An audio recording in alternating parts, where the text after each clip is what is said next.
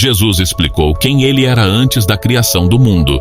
Existem muitos mistérios que Jesus compartilhou conosco, e entre eles estão os eventos que ocorreram antes da criação do mundo, conforme relatado em João. A oração mais significativa já proferida pela pessoa mais grandiosa que já viveu é uma poderosa oração de Jesus em João 17. Este capítulo é um dos mais significativos em toda a Bíblia, onde podemos sentir as batidas do coração de Jesus enquanto ele ora ao Pai. A Bíblia está repleta de grandes orações, desde a oração de Salomão até a oração de Abraão e Moisés. Mas essa oração é de longe a maior registrada na Bíblia. Jesus falou sobre a glória e majestade que ele compartilhava com Deus Pai antes da existência do mundo. João 17, 1-5.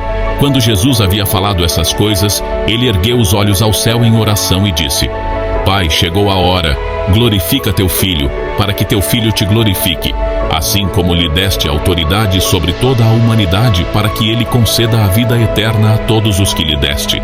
E a vida eterna é esta: que te conheçam, o único Deus verdadeiro, e a Jesus Cristo a quem enviaste. Eu te glorifiquei na terra, completando a obra que me deste para fazer. E agora, Pai, glorifica-me junto a ti, com a glória que eu tinha contigo antes que o mundo existisse. Antes da criação da terra havia Deus, e Deus tinha majestade com seu Filho.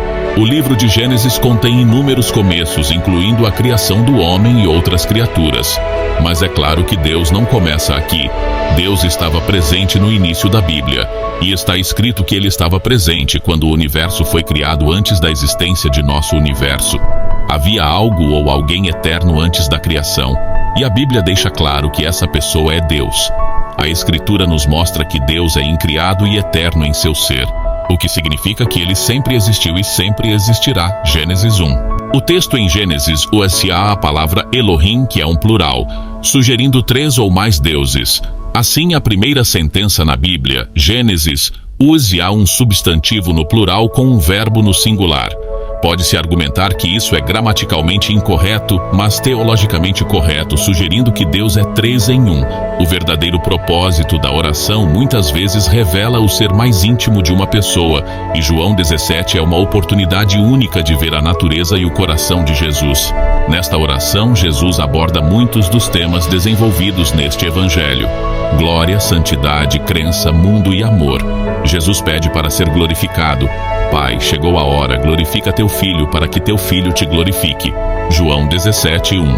Antes que a hora da glorificação de Jesus chegasse, ele orou primeiro por si mesmo, mas seu pedido não era egoísta. Sua preocupação consigo mesmo era uma preocupação pela glória do Pai. O Filho só pode glorificar o Pai se o Pai primeiro responder à oração do Filho.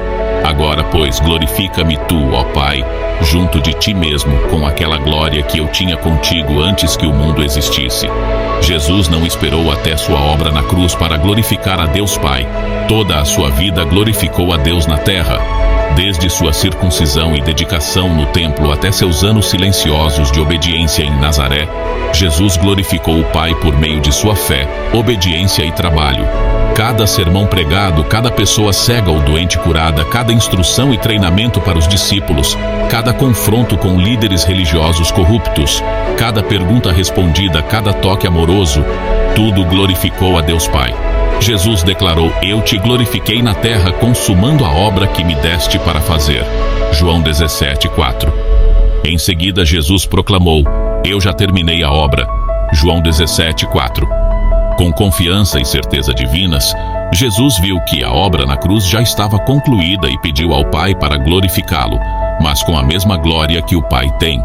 Essa oração não era de forma alguma uma expressão de independência, mas de total e contínua dependência de Deus Pai. Jesus não aguardou até sua obra na cruz para glorificar Deus Pai. Toda a sua vida na terra glorificou a Deus. A oração de Jesus é uma revelação clara de sua pré-existência e igualdade com o Pai. A oração de Jesus revela sua consciência de sua pré-existência e a natureza dela. Ele sabia que houve um tempo na eternidade passada em que Deus, o Filho, e Deus, o Pai, compartilharam a glória. Jesus não poderia honesta ou mentalmente fazer essa oração se ele não fosse o próprio Yahvé. Em Isaías 42, 8, o Senhor Yahvé proclamou que ele não compartilha sua glória com ninguém. Se Deus Pai e Deus Filho compartilham sua glória, ambos devem ser Yahvé. A oração de Jesus confirma sua declaração de que ele e o Pai são um. João 10:30. O Evangelho de João enfatizou a glória de Jesus ao longo de seu relato. João teve o cuidado de registrar as muitas maneiras como Jesus se referiu à sua própria glória nesta oração. Os eventos que levaram à crucificação começaram com a traição.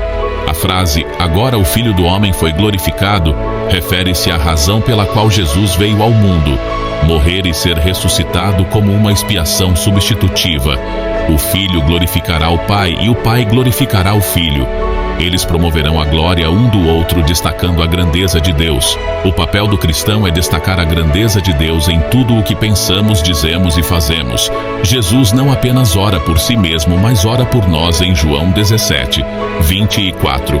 Pai, desejo que aqueles que me deste estejam comigo onde eu estou e vejam a minha glória, a glória que me deste porque me amaste antes da criação do mundo.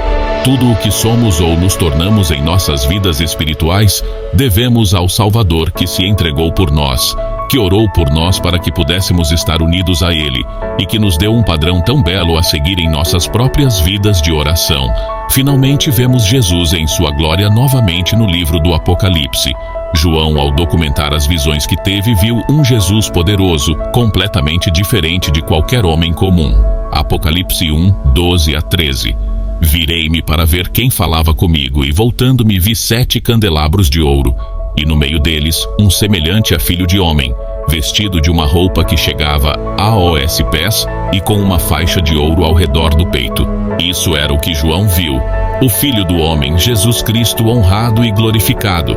João descreveu a voz alta que ouviu como distintamente e marcantemente como o som de uma trombeta. A voz poderosa pertencia ao Alfa e ao Ômega, o primeiro e o último, que está no início e no fim de tudo.